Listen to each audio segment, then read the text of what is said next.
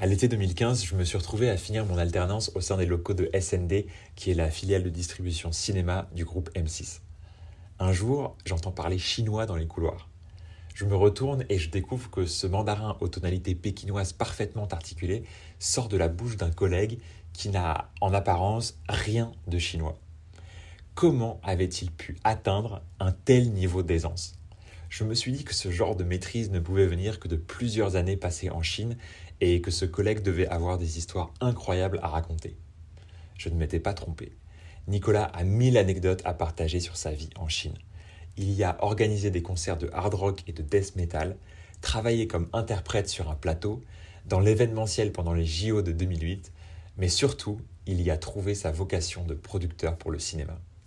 C'est un plaisir de recevoir aujourd'hui Nicolas Roland, dont la cinéphilie n'a d'égal que la cinophilie. Bonne écoute à toutes et à tous.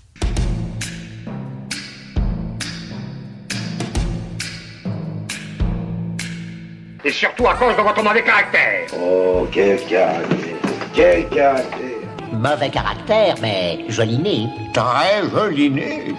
Je vois que tu as des caractères chinois juste derrière toi. Alors directement, ça m'attire. Je vois en plus que c'est du rouge avec. Qu'est-ce que c'est? C'est un pancarte de Hutong, c'est ça? Ouais, tout à fait. En fait, c'est la pancarte du Routon dans lequel j'habitais à Pékin les 3 dernières années. Il se trouve que c'était le Xiao Shitia Routon à Goulot. Donc, je suis plutôt rassuré sur le fait que tu m'aies dit que le podcast n'était pas partagé sur les plateformes chinoises. Donc, je peux avouer mon crime 15 ans après. Non, j'étais en colocataire avec un copain donc dans ce Routon.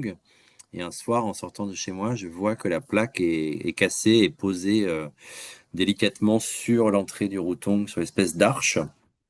Et je me dis, mais c'est génial, il me la faut absolument chez moi. Quand on a 23 ans, qu'on est un mec, on aime bien tout ce qui est décoration urbaine. Euh, et, euh, et puis, de retour d'une soirée un peu arrosée, il était 2 heures du matin, il faisait noir, personne ne regardait. Et du coup, j'ai mis ma capuche, je l'ai mis sous le bras et je l'ai posé dans notre salon. Et le lendemain, j'ai été réveillé par mon colocataire qui criait de joie en disant que c'était vraiment trop cool que j'ai pu choper ça. Enfin, en tout cas, ça l'a rendu très heureux. Et du coup, au moment de partir de Chine, je ne voulais pas le laisser, et donc c'est devenu un objet de déco dans mon salon. Tu sais que Voilà. ce genre d'acte en Corée du Nord, ça peut aller très loin, hein. Oui, oui, oui, je sais, j'ai appris, c'est vrai, même moins que ça. Donc, non, en Chine, écoute, ils m'ont pas retrouvé. Donc, voilà, tout va bien. À l'époque, il y avait peut-être moins de caméras de sécurité qu'aujourd'hui. Mais il n'y en avait pas surtout, et ça, Euh, ça a aidé. Il y en avait beaucoup moins, oui, oui. Mais en tout cas, pas dans mon Routung. Évidemment, c'est pas quelque chose que je referais aujourd'hui. Est-ce que tu peux raconter un peu pour les gens qui sont jamais allés à Pékin, c'est quoi un Hutong? Oui, pardon. En fait, c'est une ruelle du vieux Pékin qui correspond voilà, aux petites rues qui étaient la majorité de la ville il y a 100 ans et qui, depuis, ont été pas mal remplacées par des grandes avenues, des grands boulevards de type plus communiste. Mais il reste pas mal de vestiges de ce vieux Pékin dans le centre historique. Et donc, c'est des petites ruelles dans lesquelles il y a une vie de quartier assez charmante, où les gens vivent encore un peu dehors, où il y a des petites boutiques, des gens qui jouent aux échecs torse nu l'été. Enfin, voilà, c'est vraiment une vie de quartier assez sympa et assez typique de Pékin. Oui, j'allais dire, c'est un endroit qui est assez connu pour les touristes qui sont allés là-bas, mais c'est vrai que c'est assez rare pour les étrangers d'y habiter. Alors tu disais, c'était tes 3 dernières années. Est-ce que ça correspondait à une volonté de ta part de t'y installer ou est-ce que c'est le hasard qui a fait que tu t'es retrouvé là-bas? Non, non, c'était une volonté. En fait, moi, le fantasme, c'était de vivre dans ce qu'on appelle le Seo-Royuan, c'est les maisons traditionnelles à cour carrée. Un peu ce qu'on voit dans les films anciens. Ça, c'était un peu le rêve ultime que j'ai pas pu réaliser parce que c'était quand même pas donné à l'époque, même si tout était plutôt abordable, on n'avait pas forcément un gros pouvoir d'achat. Mais en revanche, c'est vrai qu'il y avait une volonté de vivre dans ces quartiers-là, de retrouver le vieux Pékin que je côtoyais en tant que local, mais de manière plutôt ponctuelle quand j'étais étudiant. Et ça correspondait à une ambiance et aussi à une communauté qui me plaisait bien. C'était un quartier où il y avait pas mal de gens, des industries, à la fois des industries créatives, les gens des groupes, pas mal voilà, de Chinois et d'expatriés qui étaient dans ces univers-là. Et puis, il y avait également aussi beaucoup de locaux qui habitaient là depuis des générations. Et il y avait un côté, malgré tout, très authentique, même si c'était aussi une destination touristique. Ouais, bien sûr. Et je sais que tu t'es retourné récemment à Pékin. Est-ce que tu as remarqué, notamment dans les Routong, est-ce que tu as remarqué un grand changement avec ce que tu avais vécu toi? C'était quoi? C'était 20 ans avant? C'était, ouais, ça me Oui. rajeunit pas. Ah, le choc. Je suis arrivé en 2004, donc c'était il y a 21 ans, et je suis reparti en 2009, donc il y a 16 ans. Ouais, écoute, pas mal de changements. Alors, j'étais retourné quand même régulièrement de 2011 à 2017, mais là, c'est vrai que ça faisait 8 ans que je n'étais pas retourné. Et il y a eu pas mal de changements. Le premier qui m'a le plus marqué était assez sensoriel, c'est le silence en fait.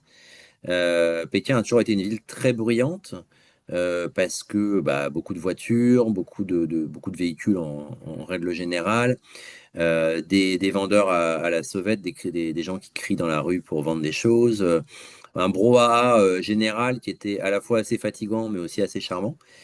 Et là, grâce notamment à la volonté politique de tout faire passer à l'électrique et puis à pas mal de changements sociétaux, et ben, ce qui surprend énormément, c'est ce silence dans les rues qui est à la fois plus reposant, mais aussi moins joyeux et un peu triste, j'ai trouvé. Alors, le bon côté de ça, c'est que la pollution a diminué par rapport aux dernières années où j'étais, où c'était absolument apocalyptique, où il y avait des.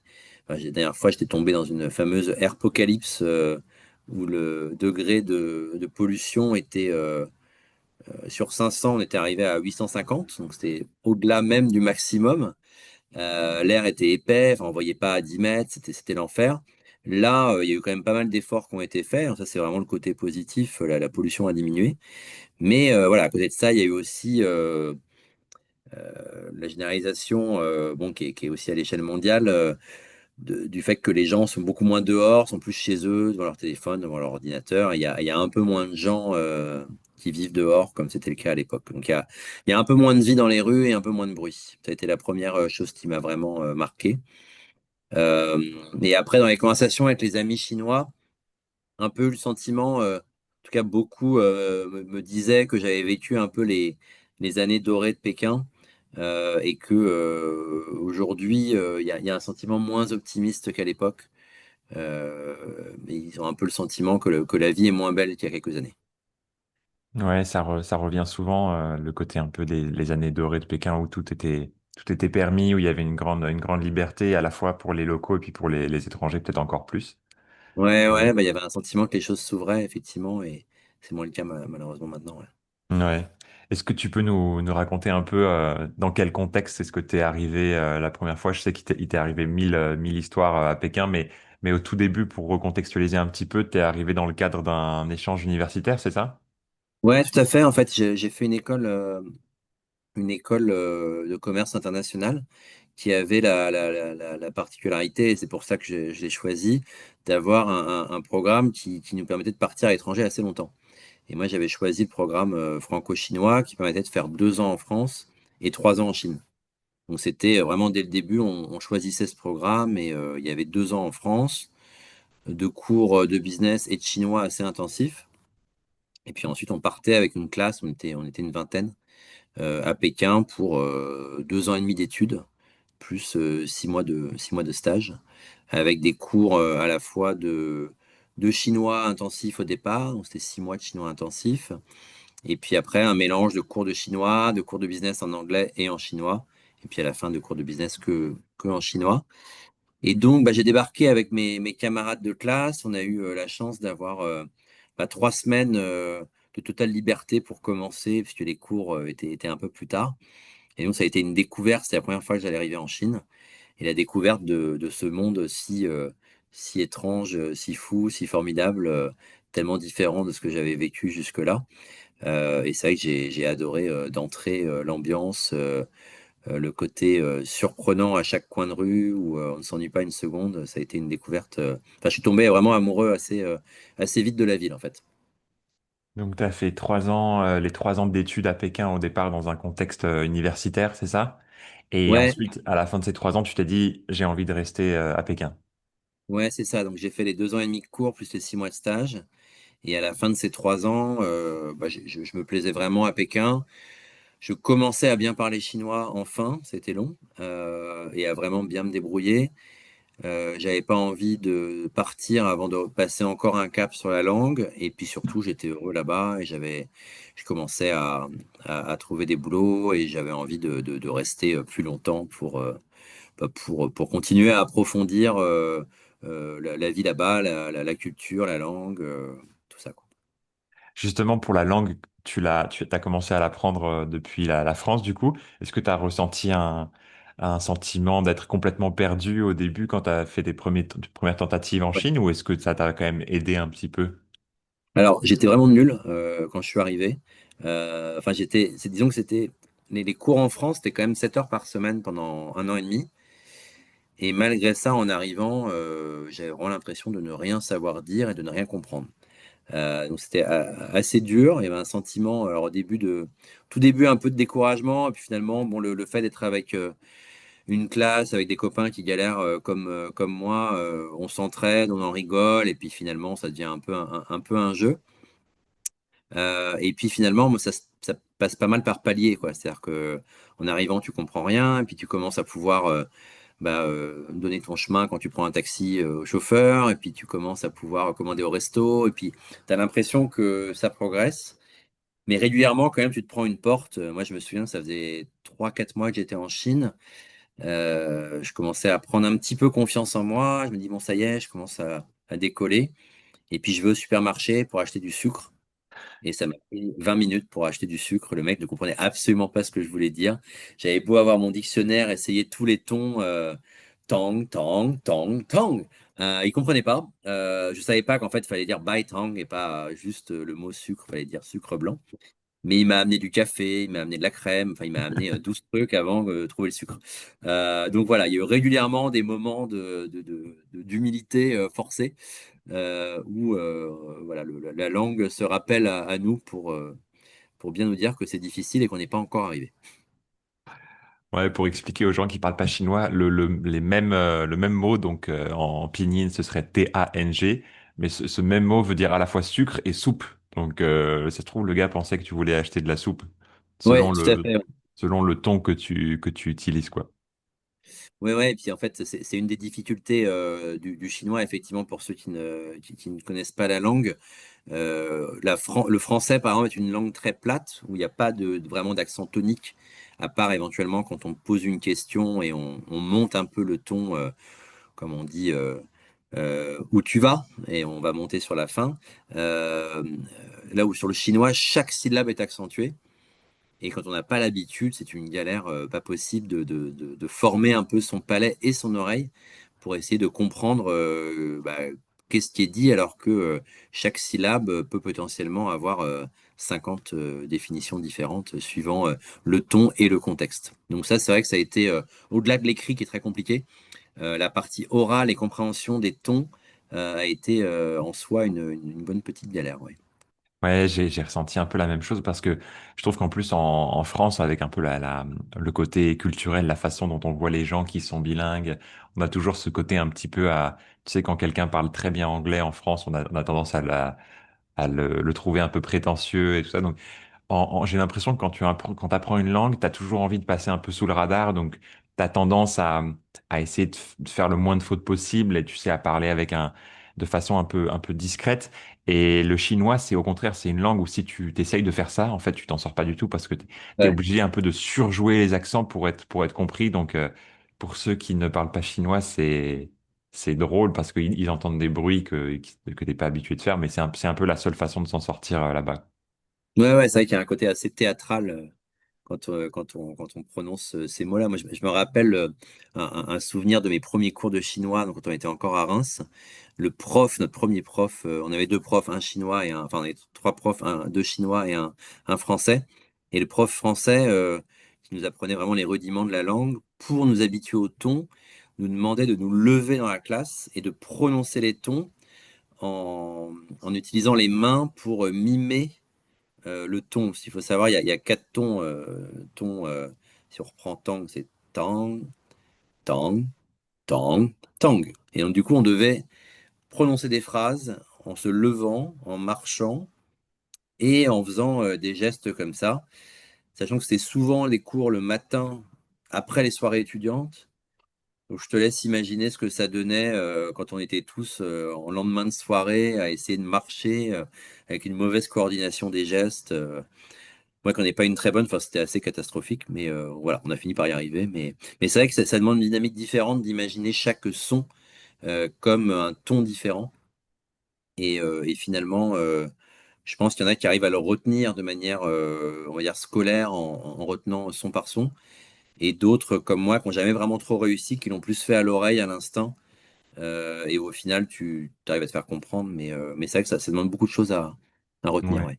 Et comme tu disais, tu rajoutes un petit mot avant, par exemple baitang, et là, ça diminue la possibilité que ce soit de la soupe blanche. Et tout de suite, c'est plus probable que ce soit du sucre en poudre, sucre blanc. Donc c'est aussi Ouais, comme tout ça à qu'on s'en fait. sort, c'est en rajoutant du contexte.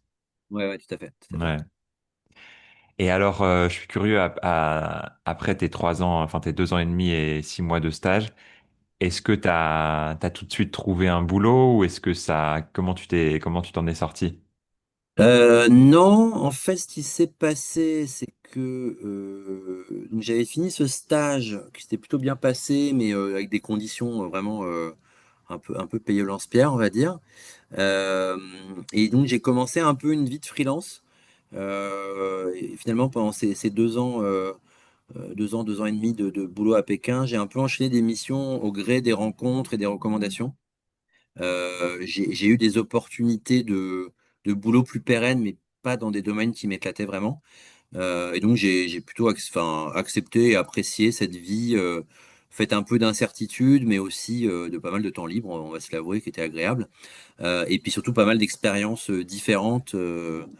Parce qu'à l'époque, je n'étais pas exactement sûr de ce que je voulais faire de ma vie, donc c'était assez chouette aussi de pouvoir tester des choses différentes.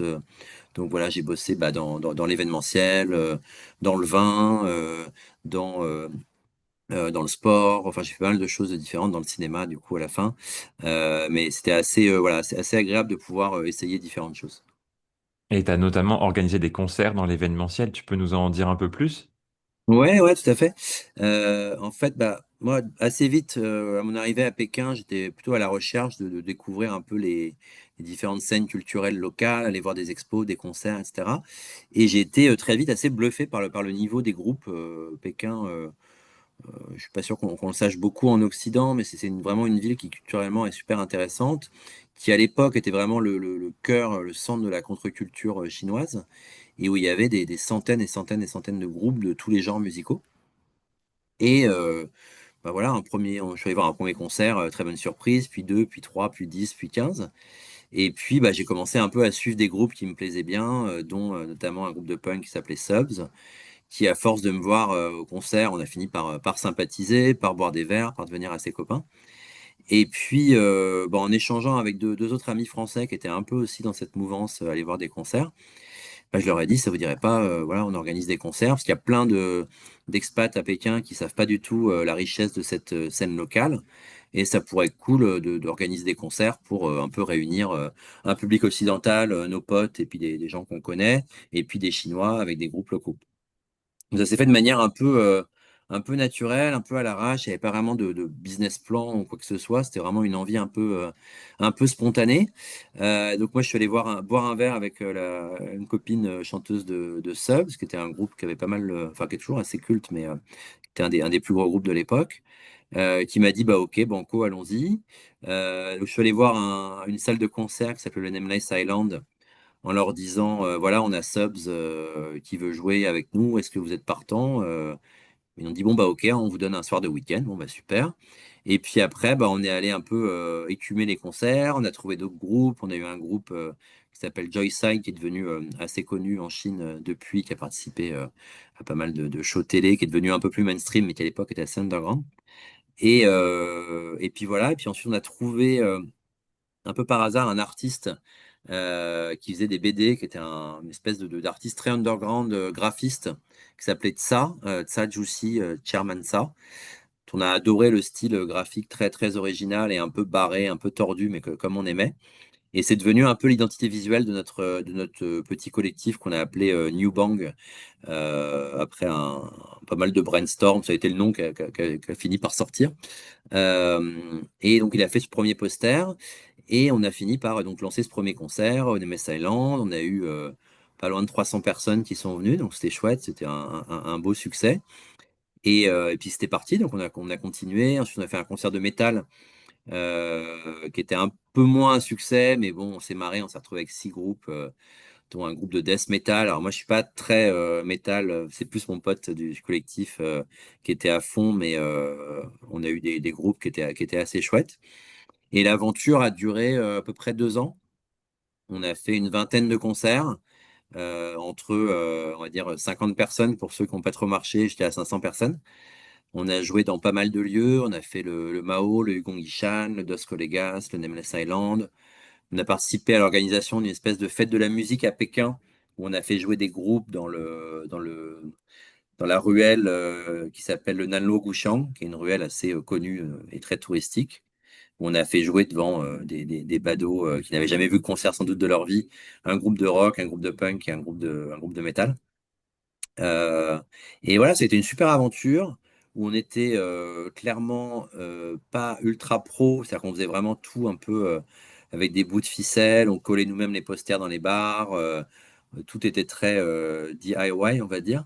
Mais on s'est vraiment beaucoup amusé, on n'a pas gagné d'argent, puisque globalement on partageait avec les groupes la plupart des recettes, et puis parfois ça marchait pas, on perdait un peu, parfois ça gagnait, mais on gagnait pas non plus beaucoup, parce que les tickets à l'époque, c'était vraiment entre 3 et 5 euros par concert, donc c'était pas des grosses sommes. Mais en tout cas, c'était une expérience formidable. Moi, je me suis fait plein de copains grâce à ça. Et clairement, ça a été une expérience géniale d'un point de vue humain, culturel et un peu professionnel, même si c'était très amateur, quoi. Et tu as sûrement beaucoup amélioré ton mandarin avec cette expérience aussi. Ouais, ouais, énormément. En fait, ça a été un peu vraiment un pivot, parce que c'est arrivé ma deuxième année d'études, et ça a été un peu un moment pivot et charnière, moi, dans ma vie à Pékin, parce que, on va dire que la première année, j'avais noué un ou deux contacts avec des copains, un copain qui joue au foot, ou un autre copain de l'université, mais j'avais pas encore vraiment créé d'amitié forte avec des locaux. Les gens qu'on rencontrait à l'université étaient un peu, on va dire, ils sortaient du lycée, ils étaient encore un peu, comment dire, pas très funky, tout simplement. Ils étaient vraiment à fond dans les études. Et là, d'un coup, de découvrir des gens avec qui on partage énormément de points communs, de références culturelles. On pouvait parler de groupes préférés, on pourrait parler de plein de choses. Et d'un coup, ça cliquait et je me rendais compte qu'il y avait des gens comme moi en Chine. J'en doutais pas avant, mais tant que t'as pas pu lier ces liens-là, t'as juste pas vraiment de potes locaux, quoi. Et à partir de là, ouais, je me suis retrouvé à la fois à avoir beaucoup plus d'amis chinois. Je me suis retrouvé dans un groupe de foot où j'étais le seul français, enfin le seul blanc avec que des Chinois. Donc on jouait tous les dimanches, c'était vachement sympa. Et puis après, l'aspect organisation de concert, mine de rien, tu te retrouves à négocier avec un imprimeur le nombre de grammes de tes flyers, le tarif, le format. Tu te retrouves à négocier avec une salle la répartition des recettes, avec les groupes, plein de trucs. Enfin, mine de rien, tu apprends beaucoup sur le tas, du vocabulaire. Et ouais, ça a été vachement formateur. Et puis surtout, c'était apprendre en s'amusant, et c'est le mieux. Moi, j'ai jamais été le plus sérieux en cours, je pense, en Chine. Parmi mes camarades, il y en avait qui étaient plus assidus. Mais cette expérience m'a permis vraiment de les rattraper en étant, voilà, en apprenant, en m'amusant, quoi, tout simplement. Et alors, comment est-ce que tu es passé de la musique au cinéma dans ces années-là? En fait, ça s'est fait de manière totalement par hasard, puisque j'étais justement allé au Yongishan, qui était une des salles mythiques de Pékin, pour préparer un concert à venir. Et je rencontre, enfin, je vais pour voir un des deux patrons du bar, et qui me présente un de ses copains, qui était un gars français qui passait par là, qui avait un look un peu d'Indiana Jones. Assez improbable, mais cool. Et on parle ensemble. Et puis Au bout d'une demi-heure, il commence à me parler en anglais. Je me dis, bon, c'est un peu bizarre, mais pourquoi pas? Il était avec une amie chinoise. Puis il me parle en chinois. Puis je me dis, bon, pourquoi il me parle en chinois? Mais bon, pourquoi pas? Et puis, au bout d'une heure et demie, il me dit, ah bon, bah, au fait, alors j'avais appris entre-temps ce qu'il faisait. Il était interprète sur le tournage d'un film. Et il me dit, on cherche un autre interprète. Veux-tu venir? Si tu veux, je te recommande et tu auras sans doute le poste. Et c'était à être interprète sur le tournage du film La Momie 3, La tombe de l'empereur dragon. Donc, suite de La Momie et La Momie 2, avec Brendan Fraser, Jet Li, Michelle Yeoh et voilà, et pas mal de stars hollywoodiennes. Et donc moi à cette époque-là, bah, j'étais entre deux jobs, j'avais pas de boulot et évidemment l'expérience je trouvais assez folle. J'avais toujours aimé le cinéma, mais j'envisageais même pas ça comme un boulot possible. Il y avait un peu ce mythe sur le cinéma, faut connaître quelqu'un, faut être le fils, le neveu, le cousin de quelqu'un pour entrer dans ce monde-là. Et donc j'avais jamais trop imaginé ça comme un job possible en fait. Et donc bah, c'est l'opportunité s'est présentée.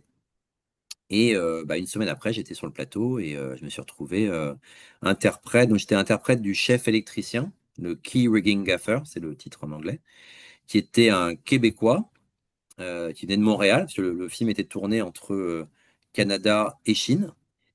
Et donc, je devais traduire pour lui entre son québécois et le chinois, et vice-versa pour l'équipe voilà, l'équipe locale, quoi. Donc déjà, tu devais déjà traduire entre le québécois et le français dans certains cas, j'imagine. Ouais, ouais, bah toi tu connais ça bien avec ton expérience au Canada. C'est pas tout à fait la même langue. Et ce qui était assez marrant et technique, c'est qu'effectivement, il y avait une part d'apprentissage de vocabulaire où j'avais mon petit carnet où je notais religieusement chaque nouveau terme technique, parce que évidemment, j'en connaissais aucun avant de commencer le job. Et puis, effectivement, parfois, tu as donc le chef québécois. Alors, je vais faire une imitation évidemment très mauvaise, mais en gros, il me disait Diluitu de me calisser la disto 12 et delo del truck. Et là, j'étais. Qu'est-ce qu'il me dit? Qu'est-ce qu'il me dit? Donc, diluitu, bon, j'ai compris, voilà. Calisser, donc j'ai compris que ça voulait dire à peu près tout. Donc, c'était est-ce que tu l'enlèves, tu le mets? On va essayer de trouver le contexte.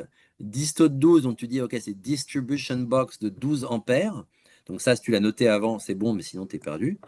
Et puis Delo Del Truck, bon ça tu comprends parce que c'est l'anglicisme. Mais tu avais plein de moments comme ça où fallait faire un peu la double traduction interne avant de passer le message. Mais voilà, c'était quand même super. En fait, ce qui était génial, c'est qu'on avait des journées, il y avait deux unités en fait. Il y avait la Preparation Unit et l'Action Unit. Donc Preparation Unit, on préparait le plateau avant le tournage qui était principalement de nuit. Et l'Action Unit, bah, c'était pendant la nuit, pendant le tournage, en fait. Et en gros, il y avait voilà, deux équipes qui bossaient 10 heures par jour à peu près. Et moi, j'étais en Preparation Unit, donc je faisais du 8h, 18h tous les jours. C'était 6 jours par semaine.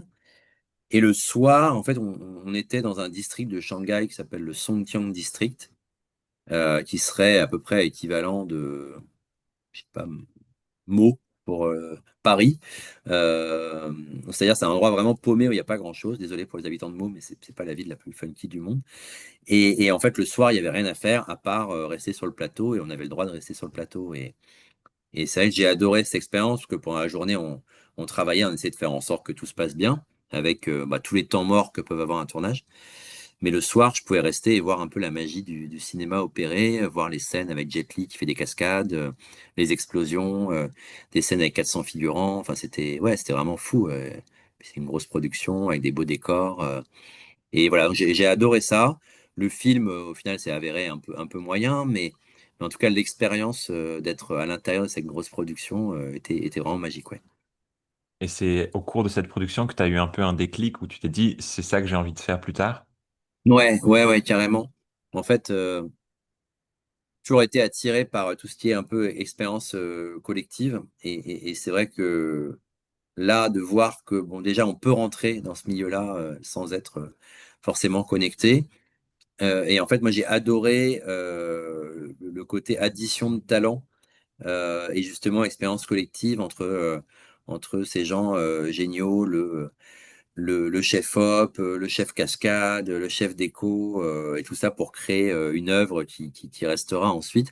Il y a eu vraiment un côté magique et révélation, et je me suis dit, ouais, en fait, c'est ça que j'ai envie de faire. J'ai envie de participer à ça, j'ai envie de créer. Alors, j'ai pas envie forcément d'être interprète parce que j'ai vu un peu les limites du job. Alors, autant c'est un métier très noble, et je pense que quand tu es interprète, pour des négociations de paix ou des traités à l'ONU, ça doit être absolument passionnant. Mais interprète sur un tournage, t'es vraiment qu'un filtre, t'es un peu une machine. C'est-à-dire que oui, il y a un côté humain, mais t'as pas beaucoup de responsabilité en fait.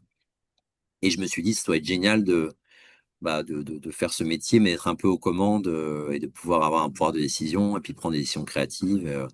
Et donc, c'est là où je me suis dit, ça pourrait être cool d'être producteur. Avec aucune idée ce que ça voulait vraiment dire être producteur, mais ça a été un peu le début ce qui a initié, on va dire, la flamme. Et alors, depuis, tu es devenu producteur. Depuis, je suis devenu producteur pour la première fois, enfin, premier film produit avec, évidemment, c'est toujours une aventure collective, hein, j'étais pas tout seul, mais ouais, première prod qui est sortie en début d'année, qui s'appelle 6 jours, sortie au cinéma en France, et j'ai découvert ce que voulait vraiment dire le métier de producteur, qui est effectivement assez, on va dire assez éloigné de ce que j'imaginais, et à la fois super intéressant.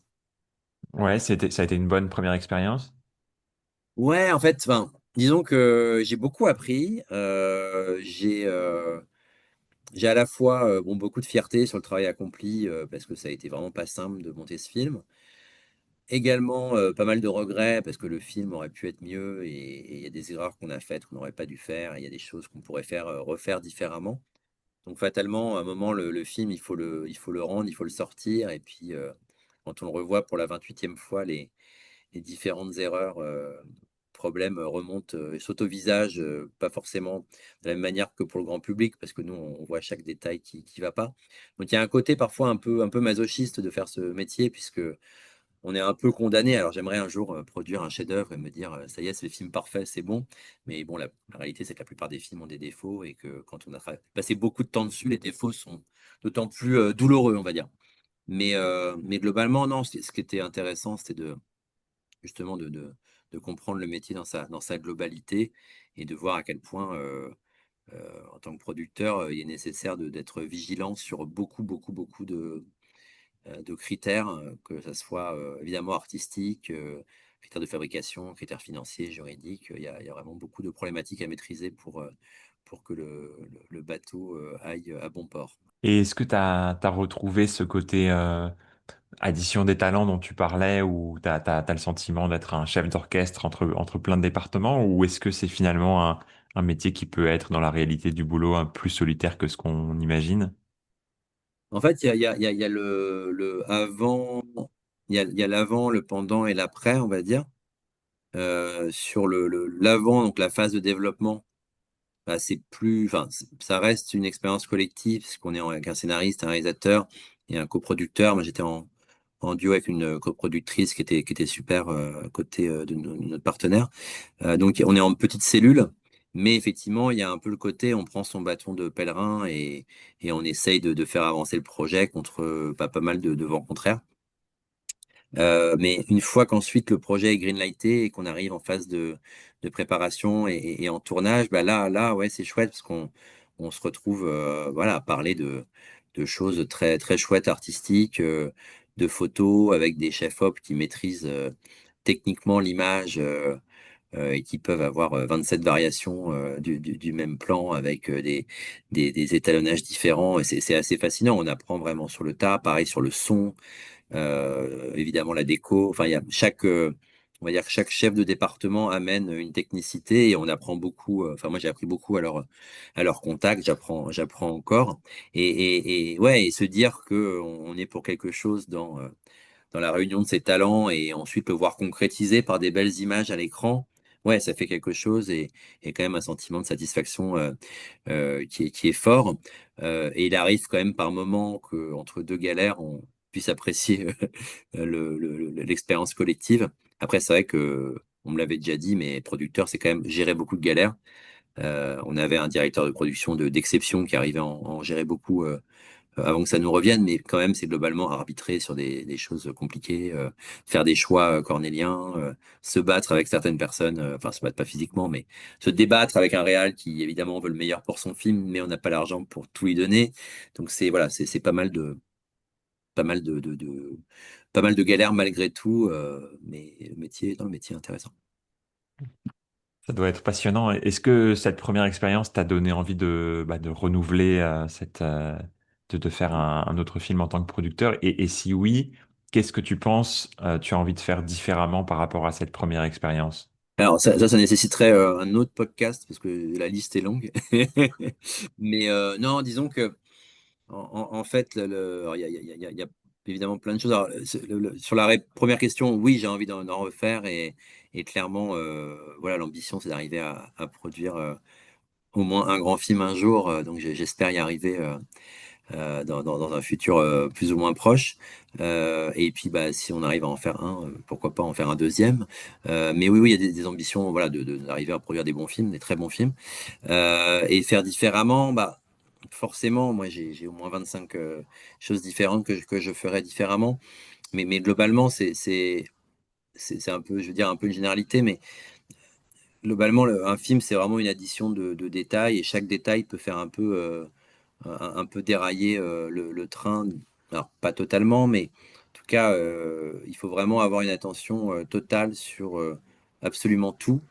Et il y a un certain nombre d'astuces et de choses à faire en amont que parfois on n'a pas forcément le temps de faire, faute de budget, faute de temps, euh, auquel je ne sacrifierai pas maintenant. C'est des trucs bêtes comme faire une lecture sur table avec tout le casting. Bah, pour faute d'agenda, on ne pouvait pas le faire. Du coup, on n'a pas fait de lecture sur table et on l'a ressenti un peu après. On n'avait pas de budget pour faire une projo test sur la post-production. Bah, peut-être qu'on aurait dû le faire. Ça aurait permis de déceler certaines choses. Voilà, c'est vraiment une addition de différents détails ou pas plus ou moins importants qui fait que bah, derrière le film enfin, en ressort plus ou moins réussi, quoi. Et j'allais te demander, toi, par rapport à tous les scénarios que tu reçois et toute l'expérience que tu as dans le cinéma, est-ce qu'à l'heure d'aujourd'hui, tu es capable, à la lecture d'un scénario, de te dire, ça, j'ai envie de le produire et si tu as ce genre de sentiment, est-ce que tu arrives à mettre le doigt sur quelles sont les caractéristiques d'un scénario qui font que tu te dis, ça, c'est quelque chose que j'ai envie d'accompagner sur plusieurs années? Oui, alors, oui, pour répondre à ta question, oui, c'est le cas. Moi, j'ai deux casquettes, donc je suis acheteur et producteur. Sur la partie acquisition, c'est un métier différent où ça prend du temps, mais on n'accompagne pas le projet pendant 3 4 ans. Donc, c'est vraiment une adéquation entre qualité artistique, ressenti personnel et potentiel commercial objectif, on va dire. Et donc, ça m'arrive d'acheter des films qui sont pas forcément des films qui me passionnent à titre personnel, mais où je pense qu'il y a un marché et que le film peut trouver son public et permettre de faire gagner de l'argent à la société, qui permet ensuite de réinvestir sur d'autres films. Donc, il y a un côté un peu moins passionné sur la partie acquisition, même si j'essaye chaque année quand même d'acheter des films qui me plaisent, mais c'est pas un prérequis absolu, parce qu'on n'achète pas les films pour soi, mais pour la société et puis pour le public. En revanche, sur la production, cette expérience qui était quand même assez lourde au niveau investissement, travail, horaire, c'est quand même beaucoup de soirées, de week-ends, enfin, c'est très très dense, c'est vraiment des milliers d'heures de boulot. Donc clairement, ça a confirmé le fait que je ne pourrais aller que sur un projet qui me passionne à titre personnel. Donc ça, c'est vraiment le prérequis numéro un et 2 et 3. Et ensuite, évidemment, bah, c'est essayer de trouver des films qui peuvent se faire dans l'économie du cinéma français ou anglophone si c'est en anglais. Donc, il faut qu'il y ait quand même un peu une adéquation de faisabilité. C'est-à-dire qu'on est sur un cinéma indépendant. Si demain je reçois le scénario d'un film type Star Wars, je sais que nous, on ne pourra pas le financer. Donc, j'aurais beau trouver ça super, ça va être compliqué de l'envisager en tant que producteur pour SND, par exemple. Donc, évidemment, il y a ce côté un peu plus réaliste, on va dire, de la faisabilité. Et après, derrière, bah, moi, il y a beaucoup de genres qui me passionnent. Il y a des genres que j'adorerais aborder. J'adorerais faire un film d'aventure, un film de science-fiction. Enfin, j'aimerais bien toucher à différents genres. Donc, c'est vrai que pas refaire plusieurs fois le même film. On m'a proposé d'autres. Le film qu'on a fait était une adaptation. Là, j'ai pas forcément envie de refaire une adaptation tout de suite. Pas forcément envie de refaire un polar tout de suite. Donc essayer de changer un peu de genre d'un film à l'autre. Et après, il faut qu'il y ait un mélange ouais, d'émotion, d'empathie avec les personnages, un côté peut-être un peu épique, quelque chose qui touche à la fois à titre personnel, mais qui permet aussi un peu de voyager pendant les 2 heures du film, que ce soit spatialement, émotionnellement, dans le temps, historiquement. Enfin voilà, il y a pas mal de choses qui me passionnent. Pas vraiment de règle absolue, si tu veux. Et est-ce que tu te vois produire un film qui serait lié à la Chine? Est-ce que tu as déjà envisagé ça? Ouais, j'aimerais bien, j'aimerais bien. Pour l'instant, alors ce sera peut-être une étape future dans ma carrière. C'est pas évident à l'heure actuelle, du fait on va dire, de la réalité du marché aujourd'hui sur les films chinois. Globalement, il y a plusieurs manières d'envisager ça. Les coproductions, on va dire, artistiques et commerciales, occidentales et Chine, c'est un peu compliqué. Il n'y a pas eu beaucoup de réussite ces dernières années. Il y a eu quelques tentatives hollywoodiennes plus ou moins réussies, mais il n'y avait pas eu beaucoup de réussite sur des films, on va dire, avec un cast mi-français, mi-chinois, avec des lieux mis en France, mis en Chine. Enfin, tout ça, c'est un peu dur d'arriver à faire des films qui plaisent à la fois au public français et au public chinois. Globalement, ce qui a l'air d'être le plus simple à concevoir, c'est soit d'essayer d'amener des grands auteurs chinois et d'aider au financement et à la production et au développement via les possibilités qu'offre la France. C'est comme ça que, par exemple, un Tia Jiangke est produit coproduit par MK2, qui cofinance ces films. Et c'est vrai qu'il y a tout un cinéma d'auteurs chinois qui plaît bien en France, qui est plus confidentiel en Chine, mais qui parfois peut marcher. Et ça, c'est vrai qu'il y a pas mal d'auteurs chinois qui me plaisent. Et ouais, je me verrais bien un jour, pourquoi pas, bosser avec ces gens-là. Ou ensuite, après, il y a des possibilités de délocaliser des productions plus occidentales.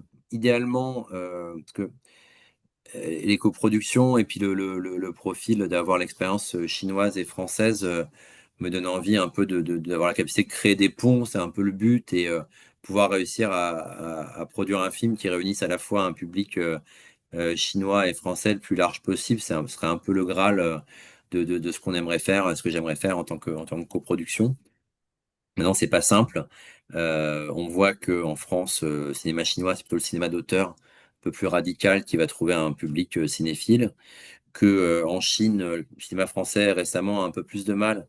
Que parfois, il y a des cinémas, on va dire, un peu plus populaires qui arrivent à trouver leur place. Trouver un pont qui réunisse ces deux publics, c'est pas évident, mais je désespère pas un jour de trouver la bonne idée, la bonne adaptation de livres ou autre qui pourrait permettre de créer un film qui réunisse ces deux publics et puis qui puisse permettre des deux côtés de créer plus d'empathie. C'est vrai que je pense qu'il y a beaucoup d'idées préconçues des Chinois sur les Français, des Français sur les Chinois, et c'est vrai que pouvoir contribuer un peu à lever certains malentendus ou à créer de l'empathie l'un envers l'autre, c'est aussi un peu le rôle du cinéma. Ce serait chouette de pouvoir arriver à faire ça un jour. Super, ouais, c'est une très belle ambition. Et toi, personnellement, est-ce que tu as des films chinois qui t'ont particulièrement plu? Ouais, ouais, bien sûr, bien sûr. Il y en a plein. Là, récemment, il y a Black Dog que j'ai trouvé assez remarquable, qui était un des succès surprises l'an dernier. J'ai trouvé ça vraiment chouette. Réalisation assez folle. Et puis la manière de traiter la réalité sociale par une trame plus thriller, je trouvais ça très, très malin. La manière dont il abordait ce sujet-là. Ça, j'ai beaucoup aimé.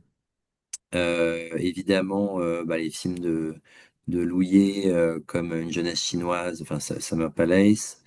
Il y avait le film, comment il s'appelait, le film de Wang Xiaoshuai, So Long My Son, qui était sorti il y a quelques années.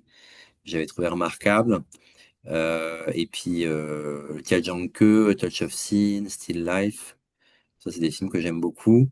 Et puis moi, j'ai pas mal aussi grandi avec le cinéma hongkongais, notamment les films de genre, films de mafia, que ce soit le Syndicat du crime de John Woo, les films de John Ito. Et puis si on peut élargir un peu aussi sur Taïwan, un film comme I de Edward Yang est voilà, pour moi un chef-d'œuvre.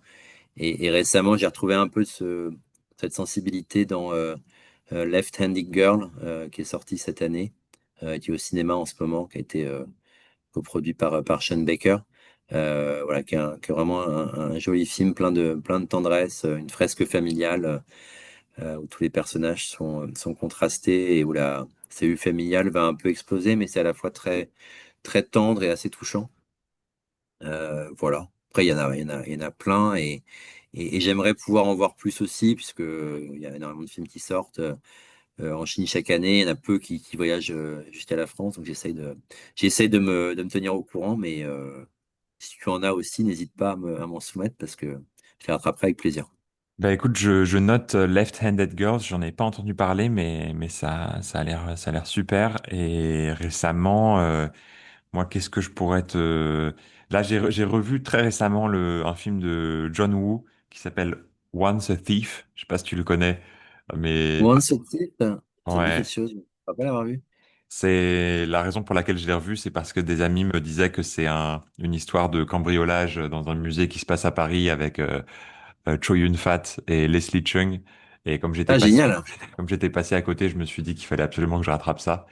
Ok. Et c'est un film, c'est un classique Ah oui, les associés, ok. ouais, il y a il y a toute une génération de Chinois qui a été biberonné à ce film, mais que j'avais jamais vu et c'est du, c'est du John Woo dans toute sa splendeur et puis le duo est mythique. Enfin, c'est même un trio avec une actrice hongkongaise qui s'appelle Cherie Chung qui était une ancienne Miss hongkongaise comme toutes les actrices à cette époque-là.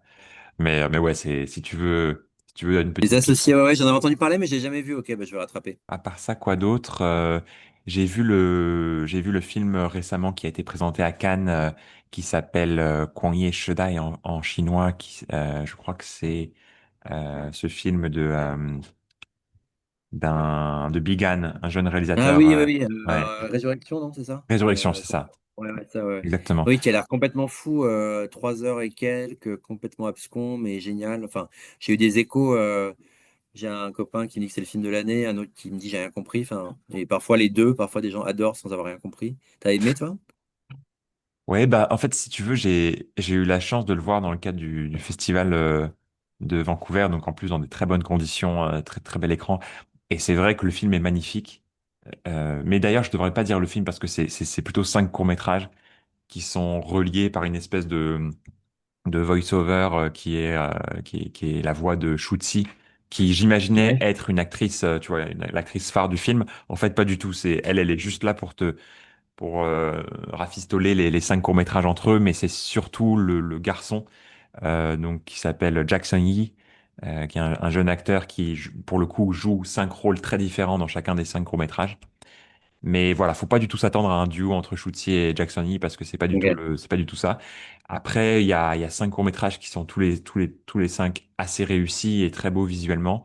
Il y en a notamment un des 5 qui m'a beaucoup touché où c'est presque du théâtre filmé entre un jeune garçon qui parle à son père, mais en fait, c'est pas vraiment son père. C'est une discussion sur le bouddhisme et tout ça qui se passe dans un temple chinois qui est très, très réussi, je trouve.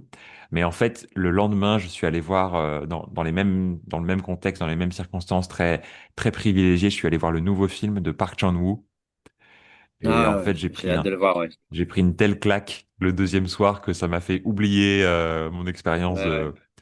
de résurrection. Mais ouais, je te dirais si t'as 2 tickets de cinéma, fonce d'abord voir le Park Chan-wook parce que j'ai vraiment pris un énorme pied. C'était génial. Et Je voulais le voir à puis Toronto. Je suis arrivé, la séance était complète. J'étais dégoûté. C'est un de mes réalisateurs préférés et c'était vraiment la séance que j'avais marquée comme prioritaire. Et malheureusement, voilà, film complet, j'ai pas pu le voir, mais j'ai bien hâte. J'ai bien hâte.